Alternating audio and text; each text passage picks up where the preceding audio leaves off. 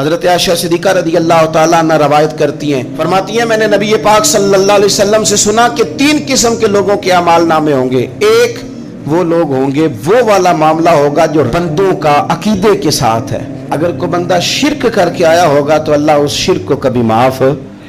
تو ایک تو یہ اعمال نامہ قیامت کے دن ہوگا، جو مشرک ہوگا اسے معاف نہیں کیا جائے گا۔ اور دوسرا سیدہ عائشہ صدیقہ رضی اللہ تعالیٰ عنہ فرماتی ہیں کہ نبی پاک علیہ السلام نے فرمایا ایک معاملہ ہے حقوق العباد کا، بندوں کا بندوں کے ساتھ معاملہ، کسی نے کسی کی ذلت کر دی، رسوائی کر دی، مال دبا لیا، تانا دیا، تکلیف دی، فرمایا یہ دوسرا اعمال نامہ ہے، یہ بھی رب اتنی دیر تک معاف نہیں کرے گا جب تک بندہ بندے کو معاف نہیں کرے گا۔ تیسرا فرمایا معاملہ اللہ اور بندوں کا ہے، عبادت کا معاملہ ہے، نماز کا معاملہ ہے، روزے کا معاملہ ہے، فرمایا اس میں رب بڑا کریم ہے، اپنے فضل سے فیصلہ کرے گا، چاہے تو عذاب دے اور چاہے تو اپنے فضل سے بندوں کو معاف فرما دے۔ 3 قسم کے معاملات قیامت میں ہوں۔